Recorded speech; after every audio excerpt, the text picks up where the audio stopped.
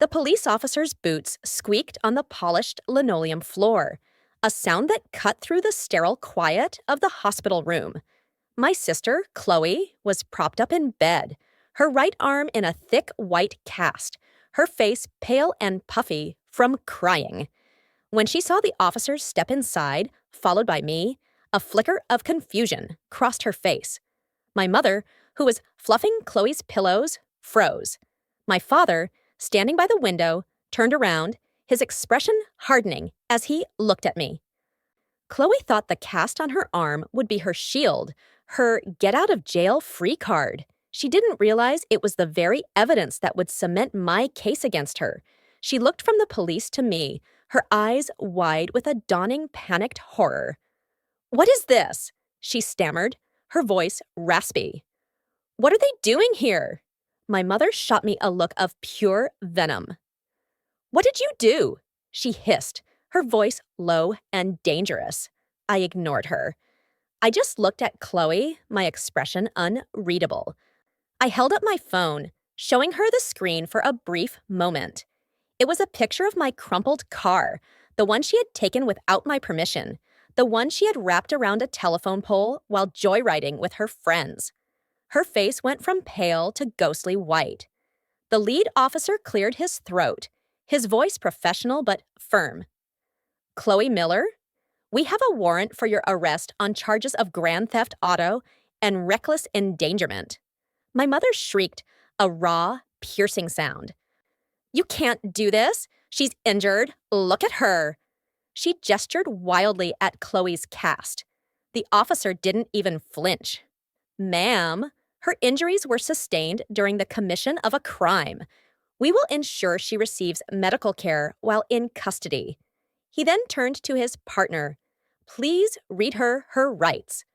You're probably wondering why I would have my own sister arrested while she was still lying in a hospital bed.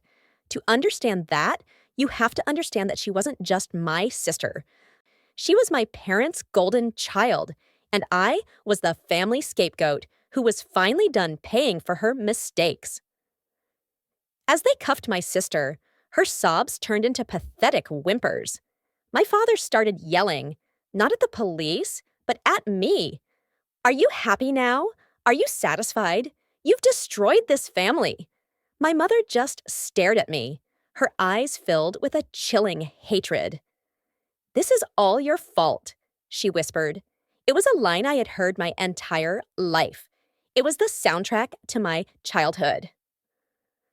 To understand why I didn't feel a shred of guilt, you have to go back to the beginning. From the moment Chloe and I were born, our roles were assigned. She was the golden child, the princess. I was the scapegoat, the built-in excuse for everything that went wrong. It started with small things.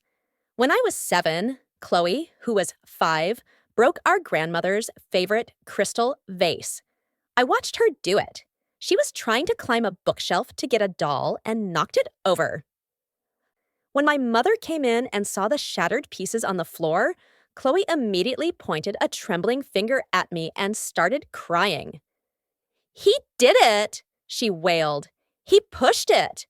My mother rushed to comfort her, scooping her up in a hug. She never once looked at me from my side of the story. I tried to explain, but my words were dismissed. "Chloe wouldn't lie," my mother said sternly. "You're just jealous because she's delicate. Go to your room. No dinner for you tonight." That was the formula for our entire childhood. Chloe would break a toy, I would get grounded. Chloe would fail a test, and my parents would say it was because I was a bad influence who didn't help her study enough. Chloe would get into a fight at school, and I would be blamed for not looking out for her. They crafted a narrative where she was perfect, fragile, and constantly victimized by my supposed jealousy and carelessness. They needed a villain for their fairy tale, and I was cast in the role without an audition. Over the years, the small things grew. The lies got bigger, the consequences more severe. And with every incident, my parents' belief in her perfection and my wickedness became more unshakable. They weren't just mistakes, they were building a foundation of injustice, brick by brick, with me buried underneath. By the time we were in high school, the stakes were much higher than a broken vase. I got a part-time job bussing tables at a local diner, working every weekend and most evenings after school. I wasn't saving for video games or clothes. I was saving for a car. Not a fancy car, just a used, reliable sedan that could get me to a better job and, eventually, to community college.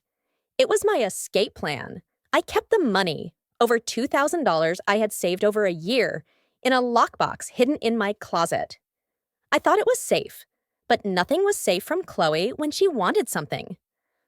One week, she became obsessed with a music festival happening a few states away. Her friends were all going, and of course, my parents couldn't afford the expensive tickets and hotel rooms. She begged and pleaded, but they held firm for once. The tantrums were epic. Then, one day, the crying stopped. She was suddenly cheerful, telling my parents she had accepted the situation and would just hang out with friends at home. They praised her for her maturity. I knew better. A sudden silence from Chloe was more dangerous than a hurricane. A few days later, I went to my lockbox to deposit my latest paycheck. It was empty. The entire $2,000 was gone. I didn't even have to ask. I stormed into her room, where she was packing a brand new suitcase. I saw the festival tickets sitting on her dresser. When I confronted her, she didn't even deny it. She just smirked. "You owe me," she said. "For what?" I yelled, my voice shaking with rage.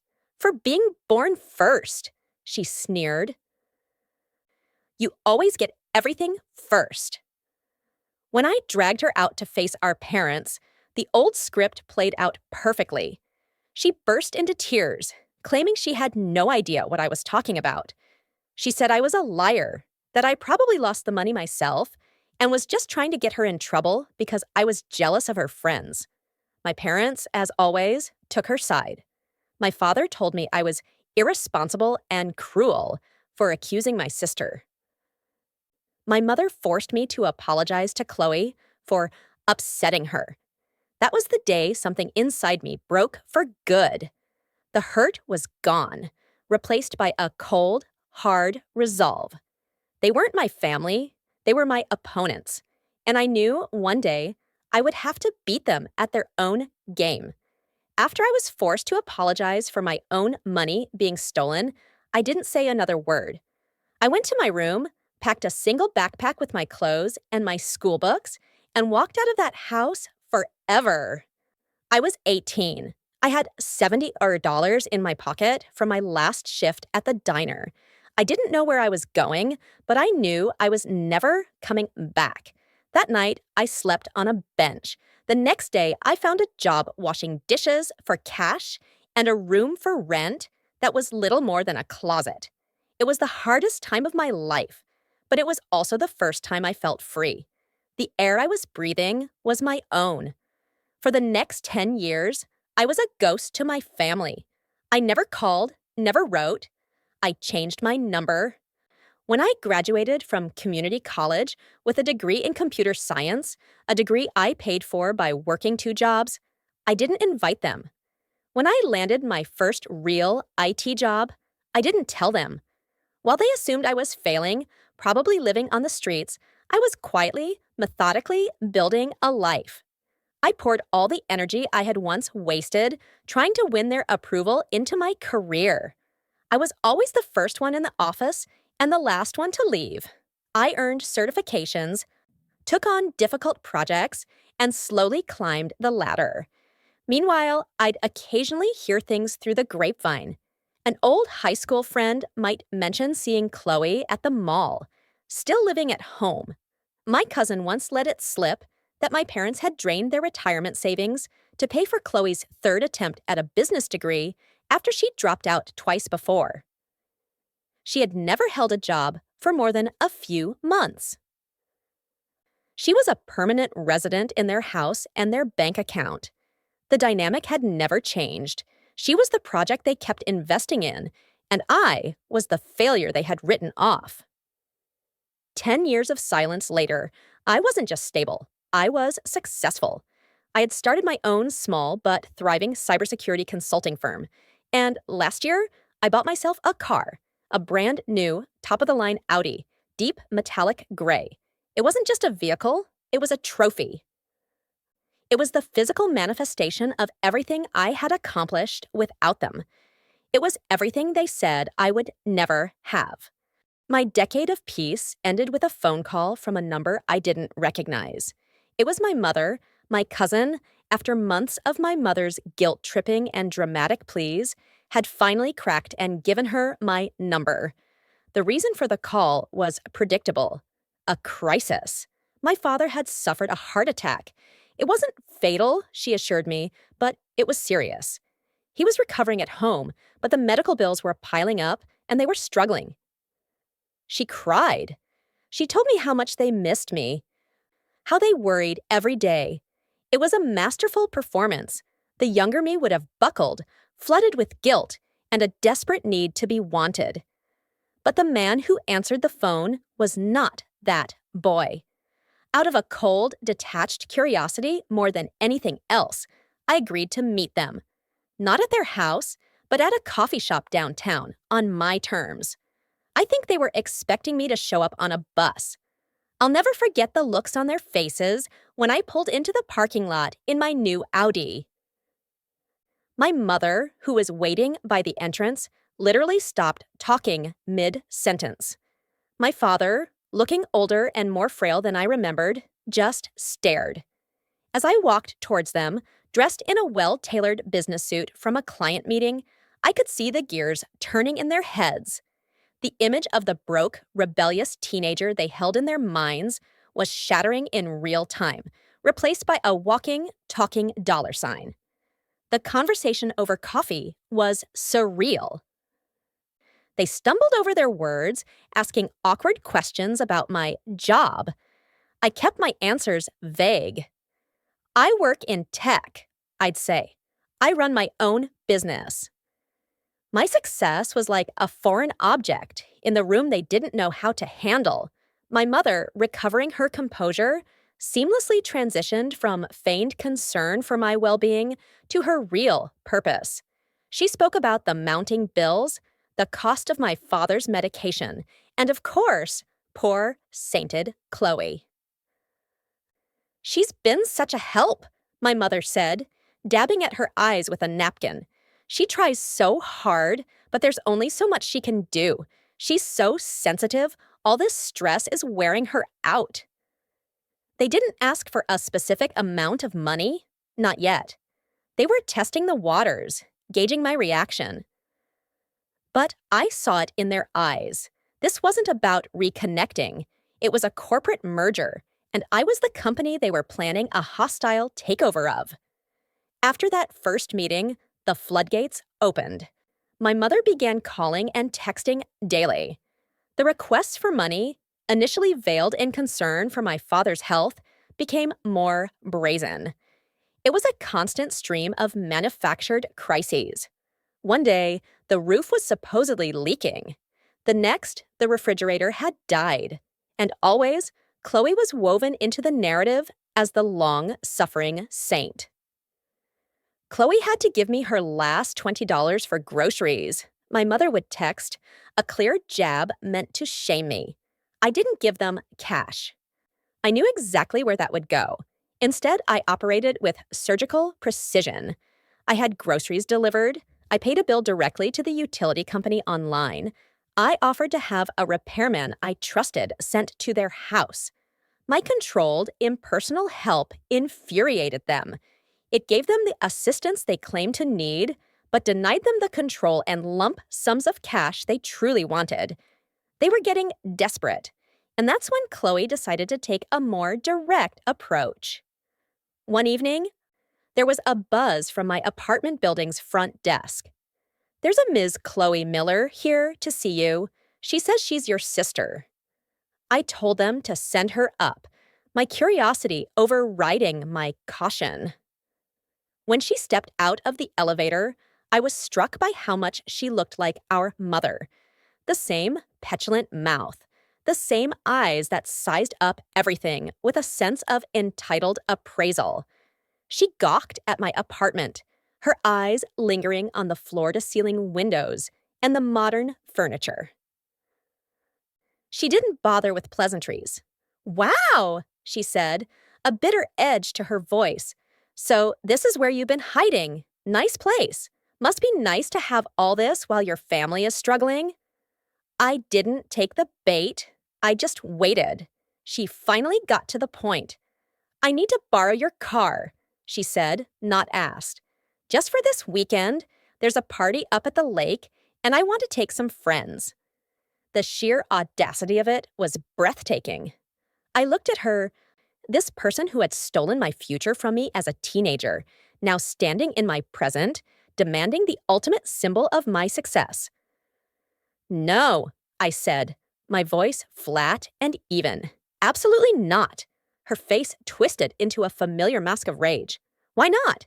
It's just a car. You're so selfish. You abandoned us for 10 years, and then you rub your success in our faces and won't even help your own sister out? You owe us." "I don't owe you anything," I said calmly. "The answer is no." She stared at me for a long moment, her chest heaving. Then she let out a bitter laugh. "Fine," she spat. "Be that way. I always get what I want, one way or another." She turned and stormed out, slamming the door behind her. I stood there in the silence, a cold feeling creeping up my spine. I knew this wasn't the end of it. I should have changed the locks. I should have done a lot of things. After Chloe's threat, I felt a deep unease. But I underestimated the sheer audacity of my family. 2 days after her visit, I woke up, got ready for work, and went down to the secure parking garage beneath my building. My designated spot was empty. For a second, my brain couldn't process it. The concrete floor, the numbered space, the silence. But there was no deep metallic gray Audi. There was nothing. The initial shock lasted only a moment before it was replaced by a cold, white-hot certainty. I knew exactly who had taken it.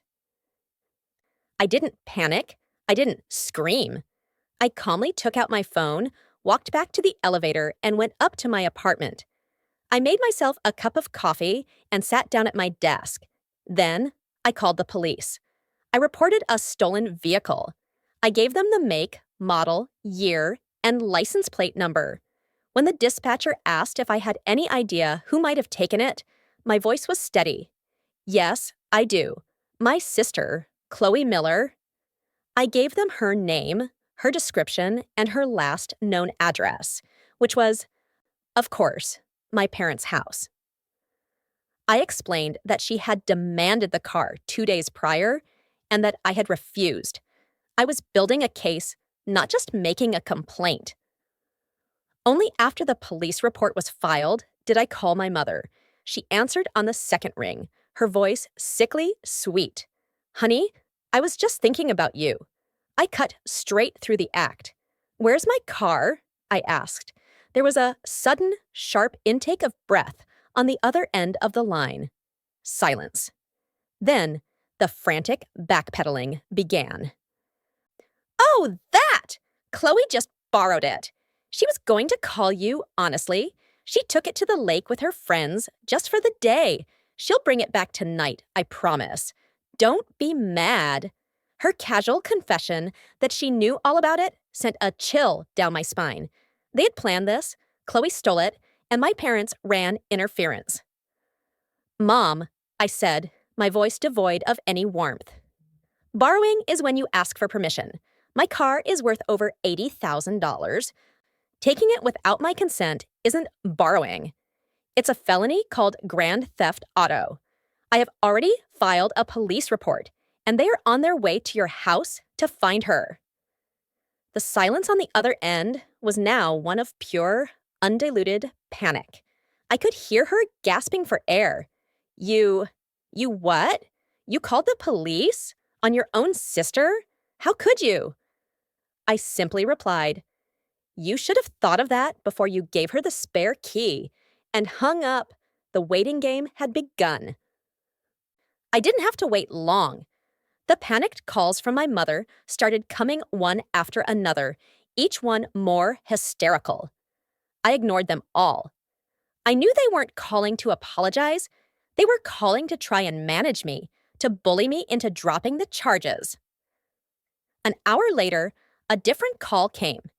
It was from a Sergeant Davis with the state police. He informed me that my vehicle had been located. It had been involved in a high-speed, single-vehicle collision. The driver, he said, had been identified as Chloe Miller. She had lost control on a sharp turn and wrapped the car around a telephone pole. Is she? I started to ask, but my voice wasn't filled with the concern he probably expected. She's alive, he said, conscious and talking, but she has a broken arm and some other injuries.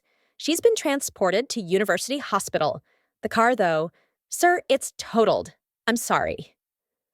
I understand, I said calmly. My mind was already working, processing the new information. Sergeant, were there any passengers? No, she was alone. Was a field sobriety test administered or a toxicology screen at the hospital? There was a brief pause on the other end. Yes, sir. We have reason to believe alcohol was a factor. The investigation is ongoing. Thank you, Sergeant.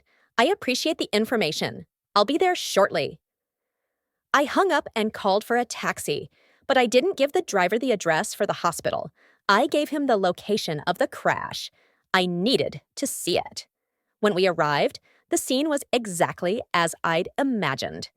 The beautiful machine that I had worked so hard for was a mangled wreck of metal and glass. Its front end crumpled like a discarded soda can against the splintered pole. The deep gray paint was scarred and torn away, revealing the raw mechanics beneath. It was a monument to her entitlement and recklessness. I stood there for a long time, looking at the destruction. An officer on the scene confirmed they'd clocked her going nearly 90 in a 45-mile-per-hour zone.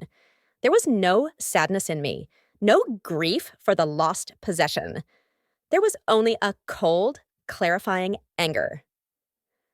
This was the endgame. This was the proof. I had seen the evidence of the crime. Now, it was time to confront the criminal. I got back in the taxi.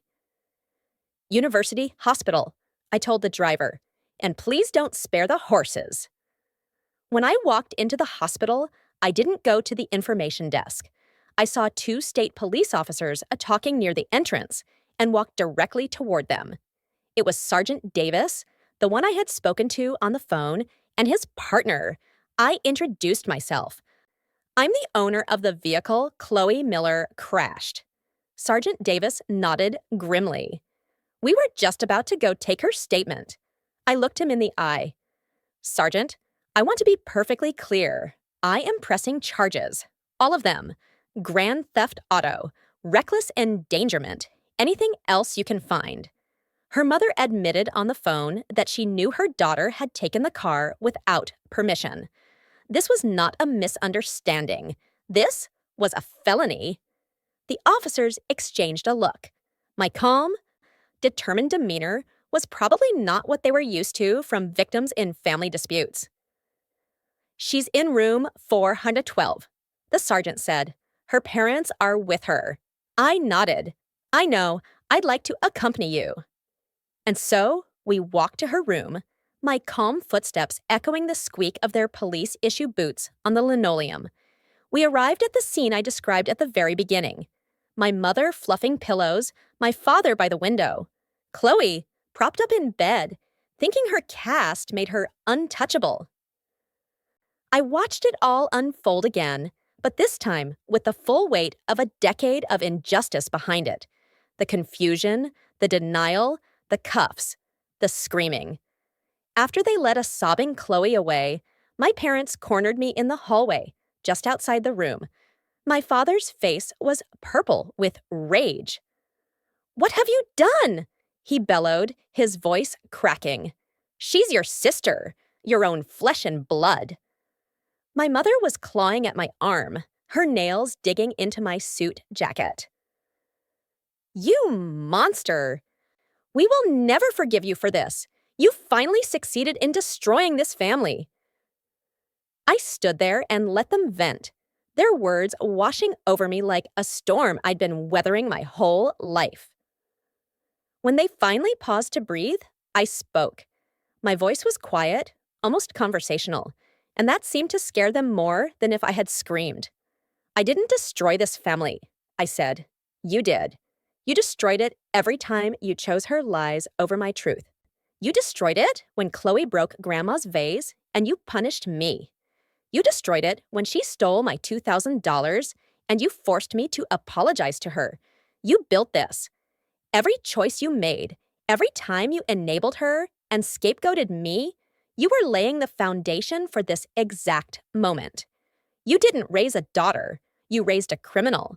For 20 years, you just kept sending me the bill. Today, the bill went to the right address. I pulled my arm from my mother's grasp, turned around, and walked away, leaving them standing speechless in the sterile corridor. I didn't hear from them for a few days. I suspect they were desperately trying to find a lawyer who would tell them what they wanted to hear. The first official call I received was from the assistant district attorney assigned to the case. He confirmed what Sergeant Davis had suspected. Chloe's blood alcohol level was well over the legal limit. The charges were official: grand theft auto, driving under the influence, and felony reckless endangerment. The ADA assured me they were pursuing the case vigorously, given the severity of the charges. My testimony, he said, would be crucial. I told him I would be fully cooperative. The next call was the one I was expecting. It was my father. His voice was completely different. No more rage, just a hollow, broken tone. He begged me to drop the charges. Son, please, he pleaded. She's a mess. She could go to prison. This will ruin her life. My mother got on the phone, sobbing hysterically. We'll pay for the car. We'll get loans. We'll sell the house. Whatever it takes. Please don't do this to your sister. Their promises were as empty as their apologies had always been. They had no money, no assets of any real value. They were offering to pay for a forest fire with a water pistol. It's too late for that, I said, my voice calm. But you should know, paying me back was never on the table anyway. I then explained the next phase, the one they never saw coming. I've already spoken to my insurance company.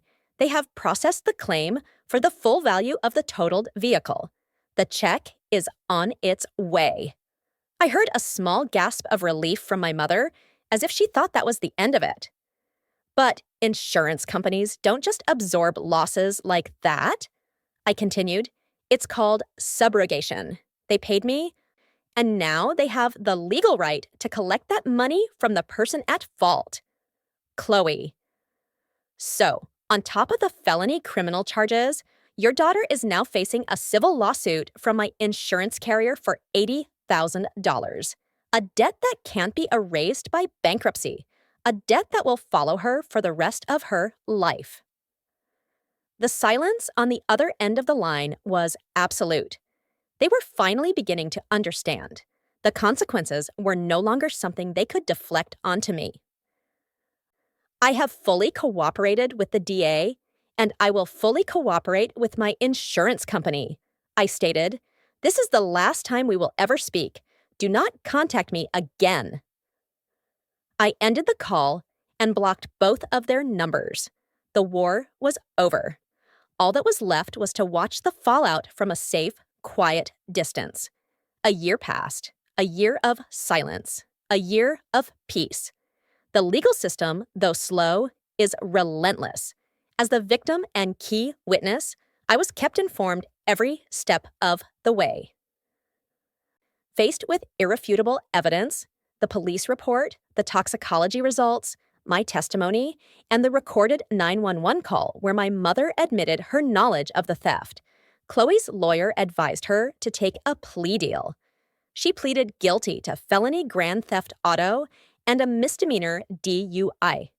She avoided a long prison sentence, but her life as she knew it was over. She received 5 years of probation, a 1-year suspended jail sentence hanging over her head, court-ordered substance abuse counseling, a 5-year driving ban, and a permanent felony on her record. A brand that would follow her everywhere. The civil suit was even more straightforward. The insurance company won a default judgment for the full $80,000, plus legal fees. As I had predicted, this was the blow my parents could not withstand. My cousin called me once, against my wishes, but I listened. She told me they had to sell the house I grew up in, the stage for all their family dramas. The proceeds barely made a dent in the judgment against Chloe, and what little was left after various debts was not enough. They now live in a cramped 2-bedroom apartment on the poor side of town. Chloe, with her criminal record, could only find a minimum wage job stocking shelves on the night shift. The golden child's shine had finally worn off, revealing nothing underneath. I never went to the courthouse to see them. I never drove by their new apartment. Their downfall was not a spectator sport for me. It was simply a conclusion, an appendix in a book I had already finished reading. I did buy a new car, a reliable but modest Japanese sedan. I no longer needed a trophy to prove my worth to myself. My revenge was never about the money or the car. It was about accountability.